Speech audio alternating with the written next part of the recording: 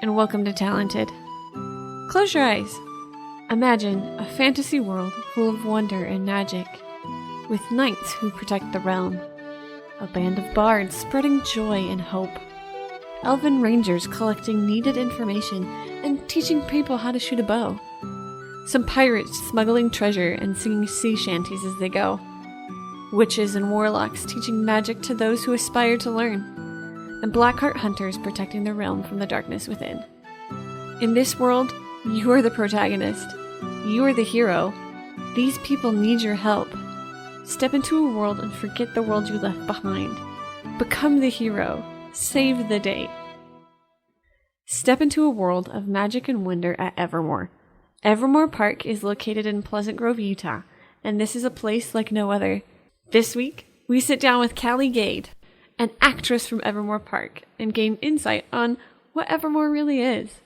Well, thank you for sitting down with me again to continue our conversation. Of course. You work at Evermore. What is Evermore Park? Evermore Park is a fantasy playground. It is a place where you step through the gates and you get to be the hero of your own story. If you love Zelda, if you love video games, if you love Lord of the Rings, if you love any sort of high fantasy, sci-fi, doesn't really matter. You walk into what looks like a Victorian town with a bunch of people who have quests and missions for you to go on, and you can go play in the battle arena or you can join a guild. The idea is to make magic feel real in a very small town, and it does that. That's a perfect way to describe it. What are the different guilds that somebody could join? Oh, there's so many guilds. Oh, it's so fun. So we have pirates who are playful, funny. You have to humiliate yourself to join the guild. Like, you have to embarrass yourself publicly. It's hilarious. There's the knights if you want to be honorable and, do combat. Rangers, the elven rangers, if you want to join like a guild that Legolas might be a part of from Lord of the Rings. Blackhearts, they are the hunters. They hunt the supernatural creatures. The Coven is a magic guild. And you learn about magic from witches and what they call their magic masters. And then the bards. The bards are music people. They keep people happy. Bardic magic is about music and storytelling, and it's pretty awesome. What advice do you have somebody who's attending Evermore for the very first time? Talk to the characters. And the thing is that can be very daunting for people who are a little bit shyer in the beginning. But every character wears a medallion. The medallions are actually getting an upgrade too, so it'll be easier to spot a character in the crowd. They'll be the ones talking in, RP, English accents and trying to guide you on your way. But my first suggestion would be grab a map. Orient yourself, walk around the park once to make sure you've seen all the sites, and then decide what guild you want to join, what you want to do first, because there's too much to do in one day, and that's my favorite part. So my suggestion would be walk in, grab a map, and then talk to as many people as you possibly can.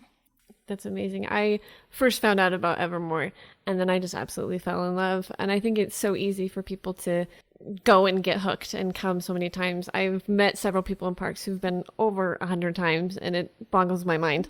I believe somebody by the name of Kirsten was our very first person to hit 100 times through through the portal, and she was very proud of that. Yeah. She got a crown that day. That's fun. That's fun. So how did you get involved, and when did you start working with Evermore? So Evermore opened up in the fall of 2018. However, I had known about it for about 4 years before that. I actually found out about it through Tumblr. The creator of Evermore, Ken Brett Schneider, has a daughter by the name of Tanisha, who is a phenomenal cosplayer, just does the most amazing makeup you've ever seen. And I followed one of her blogs on Tumblr, and she had mentioned Evermore. And I was like, wait, this girl lives near me. And I was like, wait, this park sounds awesome. And they would do Halloween haunts every year. So I went to one of the Halloween haunts, fell in love with it, and so then I just kept track of it for about 4 years until they were like, okay, we're opening up and we're holding auditions. And I said, I will play Hunger Games to get into that park. Like, I will win. I was ready to smack down to get a role in the park. And I was very lucky. I went to the audition. I didn't kill anyone. That's good. But I did get a role, and it was fantastic. Will you tell us about that role? So the very first role I played was a character named Wever. Wever was a witch, and I actually got to create Wen, and that still to this day is one of my favorite things I've ever accomplished, because Wever, down to her name, was a character with rich backstory and interesting, complicated dynamic with other people in the town. But the main idea was that she had a very loving heart and she wanted to help solve problems, but she sort of caused problems as she went along. So she was both solving problems and causing problems at the same time. So she caused a lot of ripples in the park, but it was fun to play this character that had this interesting dynamic where some people loved her and some people hated her. And when I say people loved or hated her, I'm talking about what we call world walkers, the patrons of the park. Some people just thought witches were the coolest characters, and some people thought witches were evil. Mm-hmm. And so being able to play this dynamic character was just a dream come true. Where did you get the inspiration for Wen? So I have been writing and role-playing and creating characters for 15 years or so, and it's one of my favorite things to do. I love character creation. So when I found out that I'd be playing a witch, I started putting together a Pinterest inspiration board. I put together a music playlist. I started writing some history in case they needed it, and then it turned out they did. They're just like, we don't know what to do with this character. And mind you, this is me sitting at a coffee shop with Tanisha and a bunch of other girls who would be playing the same character. Mm-hmm. And I just slowly pulled out my pile of papers that I had printed out and said, okay, so the character's name is Wever. And Tanisha says, good, go. What's her deal? And so it was just, I had already written that backstory and they loved it. And so you have to give up. It's not really giving up, but I gave rights to the park. So she now is the property of Evermore Park, but I love that she lives on in that story. That's crazy. As Wever, did you always play her? Was she always in park, or were there breaks where she wasn't, where she was? There were breaks where she wasn't. So I actually have played multiple characters in park. I played Wever in the lore of 2018. I played another character named Reva Lindholm in Aurora of 2018 to 2019, the winter season. Mm-hmm. She was a princess general, very interesting character. And then I actually wasn't there for the spring or the summer, but then I was invited back in the fall of 2019 to reprise my role as Wever.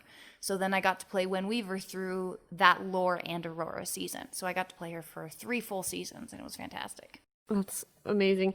And no spoilers, but kind of spoilers at this point. Wen met an untimely end. She did. Wen went toe-to-toe with a necromancer and lost. Badly. Yeah, when I heard the news that Wen had died, I was upset. And I feel like a lot of people in park were upset. There were 3 main characters that died in one night. As you said, spoilers.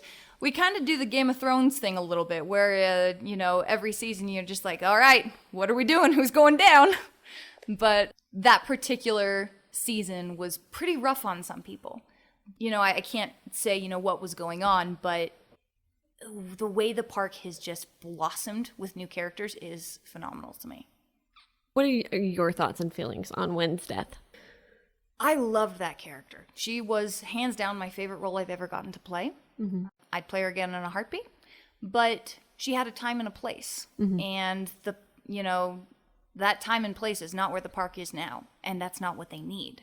So I love that I got to play her. I cherished those memories, but ultimately, it's not my character. She belongs to Evermore Park, and that's wonderful.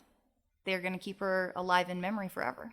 She made such an impact, not only on me, but on Evermore and everyone in the park, that no one's going to be able to forget her. Thank you. That means a lot to me. You play a new character now. I do. Tell me about Reva. I play a character now named Reva Renari. Reva is actually the reincarnation of Wever, and she's actually the 9th reincarnation of the Guardian of Evermore, which was when they told me that this is the reason what they were doing with Wen, I cried. Because it was just this overwhelming, oh my gosh, you're making me the Guardian of Evermore? Like, that was a big deal. Mm-hmm. So people had to go through this quest to try and summon my character, and I got to play tricks on people, and it was so much fun. So she's a very mischievous, playful character, but also can be very serious when she needs to get down to business. This might be a spoiler for you, but Reva has left the town as of just a couple days ago. Reva has, and she'll be, she's not gone forever. She has left the park, or I should say she's left Evermore for a little while. And I can't tell you any more than that, except that Reva has gone to go be the Northern Lights. So she's also, that's her other job, is she makes the Northern Lights. Oh, wow. She is a character known as the Revantalette, which is Finnish for Northern Lights. So she's up in the sky for the winter. Oh, that's cool. I had no idea that that's what her name meant. That's why she has a glowing cape. She's got a blue and green staff. Her shoes spark. The whole idea was that she's supposed to look like she comes from the sky. As the protector of Evermore, per se, what is it that Reva does? So Reva's main objective is if there's a threat to Evermore, she shows up. In any of her lifetimes, the whole point was that she would show up and she would be there in a time of crisis if they needed anything. And sometimes what you need is just a little bit of happiness, especially in lore. And that's kind of what she did. That's way cool. So you said Reva's a bit mischievous, but can also be very serious. And I've seen both experiences hands-on. I remember one of the first times I met Reva, I was running around with a friend, and Reva's like, get me as many hats as you can. That was such a fun night. That was one of my favorite nights. I got 13, by the way. Yes. It was hilarious.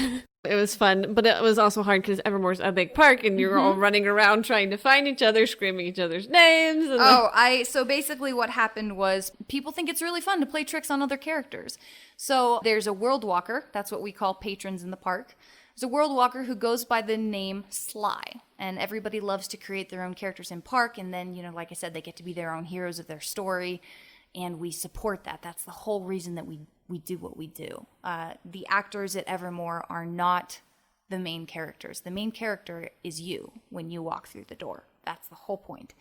So this world walker, who goes by Sly, came up to Reva and goes, Reva, I want to do something fun tonight. And I was like, all right, what do you want to do? He goes, I want to, play tricks, something along those lines. And I said, all right, you're going to bring me as many hats as you can. Because I just thought I just had to come up with something on the fly. I was like, what is a safe thing? What's an item and, that would be, comfortable and I just thought he was going to get them from other world walkers. No, he went around stealing hats from the characters. At a certain point, I go over to the Blackheart Fire and there's a Blackheart character who is a cowboy by the name of Drake Kerrigan. And I go, Drake, I need your hat. And he goes, I don't have it anymore. I was like, where did it go? He goes, I gave it to Sly for you. Sly had made an entire lap of the entire park, collected 13 hats, including a few people's crowns. One of which was mine. It was amazing. And then they piled them all on my head, and there are some great pictures of that night. So yeah, I remember that night. It just got to the point into the night where not a lot of story was happening. It was like coming close to the end, and we ran into you, and then just ran around the park. It was a little hard to get the characters' hats. In order to get Bartholomew's hat, we had to get Philip's hat. They all start playing because they started realizing what I was doing, and it became a joke when I would, get to work and be getting in costume, and every night I'd be like, all right guys, what am I stealing tonight? And the people would be like, steal shoes. Like, it just became a joke. What are we gonna have Reva steal tonight? That's hilarious. So she can be silly, she can be fun, but she can also be very serious. Like, we just had the close of what you call your lore season, and she gave the smackdown on someone who she felt betrayed her. She might have broken a character's nose. The next night, they put the most amazing makeup black eye on a fellow actor I've ever seen. Obviously, I didn't really hit him. It was a stage punch, but I was told later that it looked very realistic because he hit the ground hard. But thankfully, he is also trained in stage combat, knew how to hit the ground correctly. So nobody was actually injured, but it was a great scene. Talk about the difference between the seasons you have. So we have Lore, Aurora, Mythos, and this last summer, unfortunately, we weren't able to have Mythos because of COVID, but we had Pyra. What are the difference between the seasons? We just have different season names. So Aurora is just normally what we call our winter season. Lore was originally because we had a portal open to a different world called Lore. Mythos was called Mythos because we had a portal open to the world called Mythos. So different world would have different types of characters coming through, like goblins or fairies or scary dark things. And then Pyra was just a little bit different. I mean, everything's been a little bit different since COVID hit. But it's amazing to see like the different stories that happen during the different seasons. Like you said, Lore is a more like Halloween-y, dark themed, but Aurora comes more like around Christmas time, and so it's more light-hearted sometimes, but it can also have dark moments. Yes, very much so. The idea of Evermore is that we need you to solve the conflict. It's not up to the characters. The characters live or die depending on what the World Walkers do. We require your help. That's the whole point. That's an interest. Like, no, there's no other park in the world like this. So far, no. It's pretty groundbreaking. That's crazy. So Evermore has had different nights that people say, like, this night really stuck out to me. 2 in particular, which I think one of which you took part in, like, major, was The Darkest Night, which happened in Lore 2019. Yes. And the night that Evermore stood still in Aurora 2019. Can you tell me about those nights at all? Tell me what you know about them. Let's go with that. So what I know about The Darkest Night, I personally was not there, but the story in Lore 2019 was that there was these creatures called Dark Bloods coming through the portal and attacking the town. Yep. And at that point in Lore, we had like safe zone in the center of town where characters could be safe and world walkers could be safe, and then everybody who was infected was throughout the rest of the park. Yep. And that night, the Fae King commanded someone to attack the town. And they ended up having to like push people out of the park. The doors close. You hear people screaming. It goes silent. The doors open and no one's in town. Yep. How did you feel about that night? Oh, it was a blast. Are you kidding? There's no better moment than realizing how much your character has impacted other people when they are running through the town screaming your name trying to find you. Because the whole point was, stage went black. Stage, curtains close. But for new people, it might have been a little confusing. They're like, why are we being pushed out 10 minutes early before park closes? But then the gates open up again and the town's empty. So it was, from what I've heard, a very, very eerie experience where people would walk through and no one's there. It's a very, very, and like, you kind of get chills thinking about it because you weren't supposed to know what had happened. And so then people had to come back the next night and discover who lived and who died. Yeah, I unfortunately wasn't there, but heard about it, and I just got the chills hearing about it, and I was like, I wanted to be there so bad. We were literally, everybody backstage is like, shh, and high-fiving each other. It was pretty great. Like, did you just hide in different areas in the town, or like where? There's a backstage. So you just ran all backstage? Yep, it was quite literally Chance, who manages us, running, go, get out of here, what are you doing, go, get back there, like, trying to make sure that we were actually listening, and we did, but it was a very complicated thing that they managed to pull off.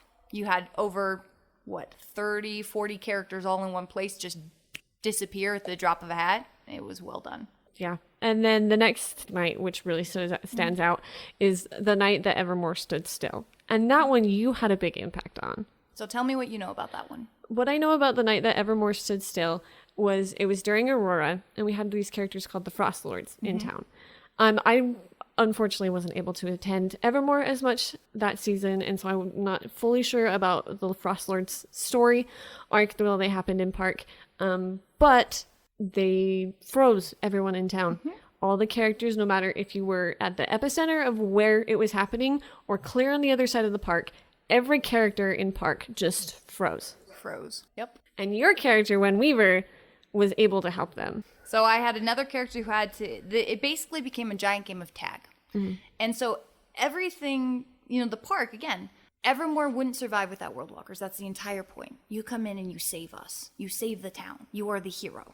People leave and they're just like, this was the best experience ever. I was Frodo with the ring. I was Link in Zelda. I was, whatever comparison you want to use, you are the main character. So you have to basically solve puzzles. So the puzzle was a character unfreezes when, and my character had ribbons, and you had to have 2 ribbons, or 2 different colors. There's a white ribbon and a red ribbon, and to unfreeze every character in the park, you had to tie one of each of these ribbons on them. But you couldn't go alone. Each person could only carry 1 ribbon, so people had to pair up with people they didn't know and run around and tie these ribbons to different characters. And the record, if I remember correctly, was 37 minutes for one character having to stand in one place. Oh, jeez. That's how long it took. And I felt terrible because the special effect had been there's dry ice, and at one point the ribbons had frozen to the bowl, and so I'm sitting there trying to yank them out, knowing that my poor fellow actors are frozen in these terrible positions and uncomfortable, but they did so well, and it was amazing to see just every patron in the park come together. It didn't matter that they didn't know each other. It was like, hey, what's your name? Cool. Do you want to come help me save the bards? Yeah, let's go save the bards. Do you have a white ribbon? I got a red ribbon. I've got a red ribbon. Who's got a white ribbon? And they, people just started pairing up and made friends that night. And it was fantastic. Evermore creates such a community. It does.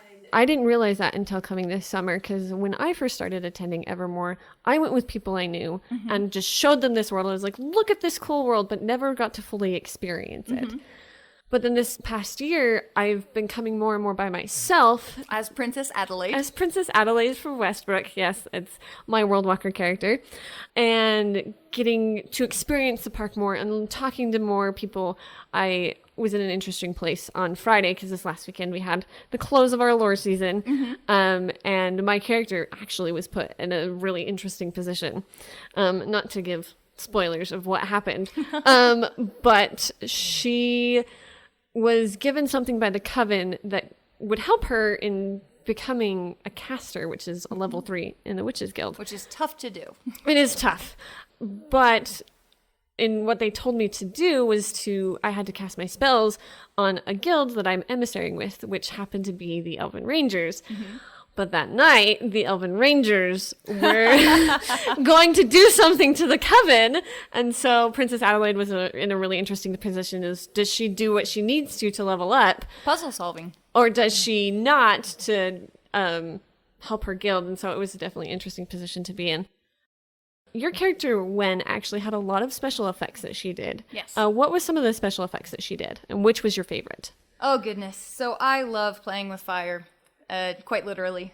I have either invented or modified all of the special effects that I have used in Park. Probably my favorite is I use something called a flash gun. And it is a small hand cannon that you put what's called flash paper in. It's a theatrical tool that when it lights on fire, or when it's just touched with something hot and sparks, it flares into this beautiful flame and disappears with no smoke, no trace or anything. And so you load a hand cannon in between your fingers so that it can't be seen, and then you push a little button, and what basically looks like a ball of fire shoots out of your hand. And that was my favorite effect, and I set myself on fire with it twice because I had incorrectly loaded it, so be careful. Would you mind sharing these stories of when you caught on fire? Oh boy. So a rule of pyrotechnics. The number one rule of pyrotechnics is you're only allowed to make one mistake in being a pyrotechnician, and that is wanting to be a pyrotechnician in the first place, because after that you can injure yourself or others badly. And unfortunately, I know what that's like. I have injured both myself and others. In my learning, I am currently working on getting my license, but everything that I did was considered theatrical. So it was legal and safe. I've never done anything illegal in the park, obviously. But the hand cannon, I had loaded and hadn't thought about it, and I had a waist pouch that I wore. It's basically a fancy way of saying that I had a medieval fanny pack on, and it had some flash paper in it. And I went to crouch down and talk to a little boy, maybe, 6, 7 years old, and I put the hand cannon or the flash gun into my pouch, and it auto-ignited the flash paper that was in that pocket because I put it in the wrong pocket. You never store ignition with fuel. Oh, no. And so and you gotta understand, this poor mother has never been to Evermore in her life. She's brought her 2 children. She has one child who's probably 2 or 3 on her back, and this 6-year-old that has just decided to approach a witch. And she's in the Coven, and she knows she's been in Evermore all of 20 minutes. Oh, no. And this character actor, who's me, crouches down to talk to her son, and all of a sudden, this character actor just spontaneously combusts into flame, because that's what it looked like. They caught my pouch on fire. I had too much fuel in there, and the whole thing just lit the front of my dress, lit my hair, hit my sleeve. And thankfully, I had big draping sleeves as Wever. And, nobody was injured. It was, when my sleeves came up, the whole fire went out. It was quick, less than a second. First thing I do is I drop character. My other character actors, my fellow actors moved in. They took care of the crowd. There was not very many people there. Thankfully, nobody was near me. So nobody, as I said, no one was injured in this. The kid was basically just like, can you do that again? Nope, sorry, sure can't. I am out of flash paper now. And the mom is just looking like either Christmas came early or she's about to die. Like, she was very conflicted. But she was just like, are you okay? Was that supposed to happen? I was like, no, ma'am, I'm sorry. Are you all right? Everybody's fine. The kids just thought it was the coolest thing ever. The worst thing that happened was that the costume got a little bit melted. Oh, no. And I felt terrible. I cried at my costumer. I felt so bad for the costuming department. And they're just like, we don't care. You're fine. It's fine. Like, we're just happy that everyone lived. So this was an adventure. But my favorite effect was probably just having this little flash cannon that I could shoot little flames, 6 feet away or up into the sky. Yeah, I remember seeing that for the first time. I was like, wait, what just happened? What was that? That was cool. And you did it seamlessly, so it worked perfectly. Thank you. Once I made that one mistake, I never made a mistake with it again. Good. So, like you said, Evermore is a theatrical park, so there's auditions. What advice do you have for someone who's going to audition or is thinking about auditioning? Don't be shy. I have met some of the most phenomenal actors in my career at Evermore that have never done a day of improv in their life. But they got the role because they weren't shy, because they were willing to risk it all and just be like, I can do this, I can jump in. So it's not about how much experience you have, it's about your chops. Mm-hmm.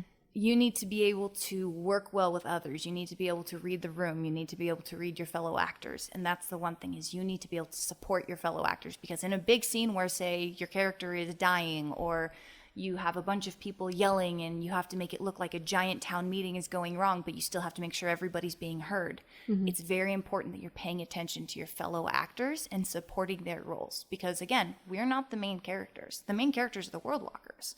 It's our job to support you. So to do that, we support each other and we let you be heard. That's amazing. So if anybody wants to attend Evermore, where can they find information about it? Evermore.com. Make that real easy for you. Evermore.com, Evermore Park, the Instagram page, a wonderful way, if you want to get in contact with Chandler, who handles some of our PR.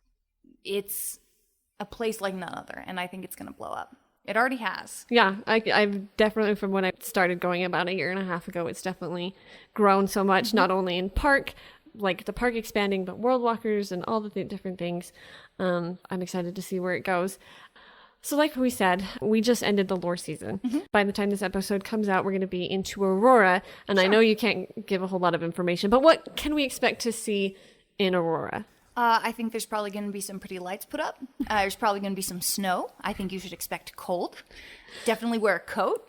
I don't know if you're noticing, I'm being very facetious. I can't say anything about what's coming in the next season, but it's going to be beautiful. I'm so excited.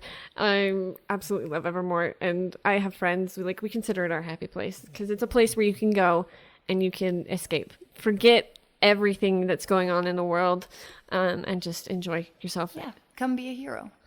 Well, thank you so much for sitting down with me. I have loved this opportunity to get to know you and get to know Evermore a little bit better. Thank you. This has been amazing, Chantel. You're welcome. I would like to thank Calli again for taking the time to sit down with me. Evermore is such an amazing place. I joke with my friends and say it's my happy place, but it really is. Evermore is a place where you can go and forget all your troubles and enjoy getting lost in the magic that Evermore has to offer. On next week's episode of Talented. That's where the idea to do a podcast came from. But the actual idea of what I would discuss about on a podcast, I was like, what would I do? And I'm like, well, maybe I'd sit down and talk to people who have really cool skills. And because literally, I tell you not, all my friends are freaking talented. Have you ever wondered what it takes to create a podcast? I know when I started this podcast, I had no idea what I was doing. We sit down with me, Chantel, the creator and host of this podcast, and with my 2 executive producers to gain some insight on what it takes to create and run a podcast. Until then, stay talented.